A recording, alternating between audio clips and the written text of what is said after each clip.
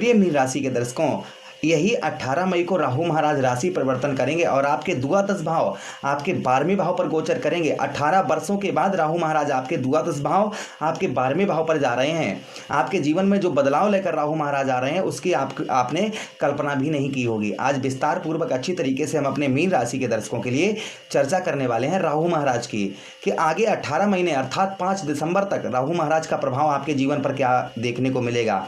उससे पहले प्रमाण देकर हम आपको बताएंगे कि देखिए 30 अक्टूबर 2023 को राहु महाराज ने राशि परिवर्तन किया और आपके कहाँ पर, आपके ठीक आपके राहु महाराज लगन भाव पर रहे, आपके प्रथम भाव पर रहे। और प्रथम भाव पर राहु महाराज का प्रभाव आपके ऊपर क्या रहा, पहले वो ध्यान से सुनिएगा। उसके बाद हम चर्चा करेंगे कि आगे आपको राहु महाराज क्या देंगे। इन दोनों बातों की चर्चा हम विस्तार पूर्वक अच्छी तरीके से अपने मीन राशि के दर्शकों के लिए करने वाले हैं। तो देखिए राहु महाराज आपके लगन भाव पर रहे, जिससे आपको मानसिक कष्ट परेशानी का सामना बहुत ज़्यादा करना पड़ा होगा। चेहरे की चमक, चेहरे का ग्लो ये आपका चला गया होगा। अच्छा, उसी के साथ ही साथ में कोई भी चीज़ सीख रहे होंगे उसको आपने सीख नहीं पाया होगा, ये प्रभाव और राहु महाराज का रहा होगा। एक जगह पर ना रुक कर बार बार एक काम करना, वो काम करना, ये काम बदलना, वो काम बदलना, सीधा कहने का मतलब है कि आपकी बुद्धि जो है एक जगह पर नहीं रही होगी। राहु ने क्या किया, एक जगह पर आपकी बुद्धि को नहीं रखा, घुमाते फिर आपको राहु महाराज ने बहुत ज़्यादा घुमाया होगा। ये करवाया, वो काम करें, ये नौकरी नहीं, वो नौकरी करें। ये चीज़ें कहीं ना कहीं 30 अक्टूबर 2023 से लेकर और अभी तक आपके जीवन पर चल रही थीं। ये राहु महाराज ने सबसे पहला प्रभाव आपके ऊपर डाला। उसी के साथ ही साथ शरीर के अंदर तेज बल ये आपका चला गया होगा। आलस्यपन, ये चीज़ें आपकी लदी रही होंगी, आलस्यपन आपके ऊपर लदा रहा होगा, ये भी प्रभाव कहीं ना कहीं आपके ऊपर देखने को मिला होगा। शारीरिक कष्ट परेशानी, आपको शारीरिक कष्ट परेशानी से भी गुजरना पड़ा होगा।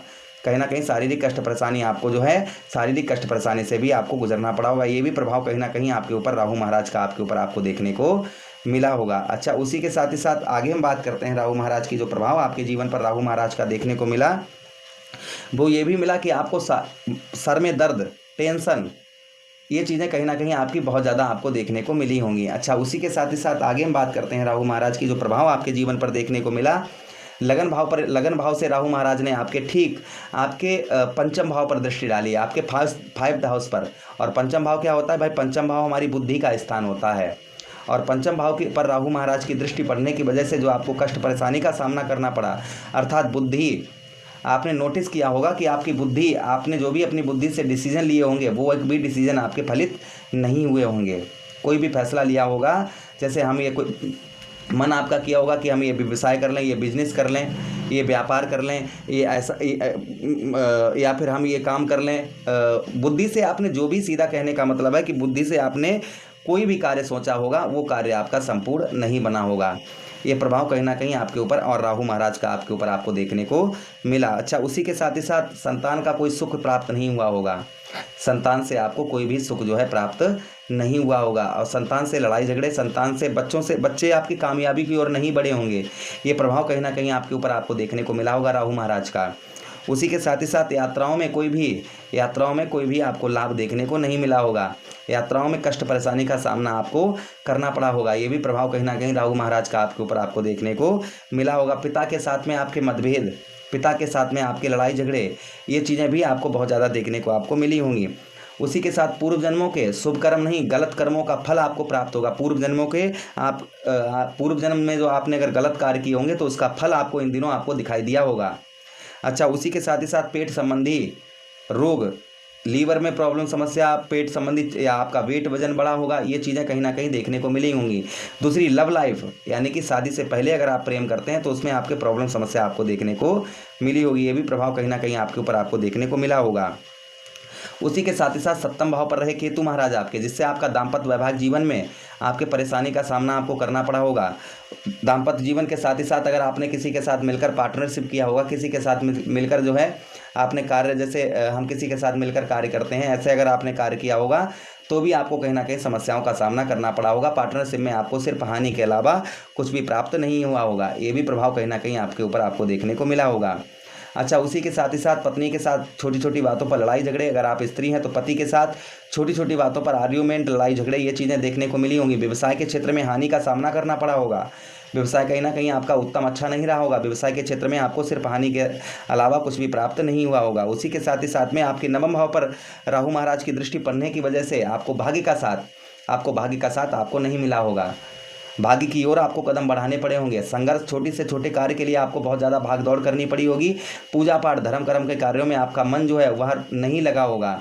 पूजा पाठ में धर्म कर्म के कार्यों में आपका मन जो है वह नहीं लगा होगा। ये प्रभाव कहीं ना कहीं राहु महाराज का आपके ऊपर आपको देखने को मिला होगा। कब से? 30 अक्टूबर 2023 से लेकर और अभी तक ये प्रभाव कहीं ना कहीं आपके जीवन पर आपको देखने को मिले होंगे। अच्छा, उसी के साथ ही साथ आगे हम बात करते हैं राहु महाराज की जो प्रभाव आपके जीवन पर आपको देखने को मिले। आपके नवम भाव पर आपके जो है पिता के साथ में अच्छे संबंध नहीं रहे होंगे। उसी के साथ ही साथ धर्म कर्म के कार्यों में आपका विश्वास जो है वो घट गया होगा।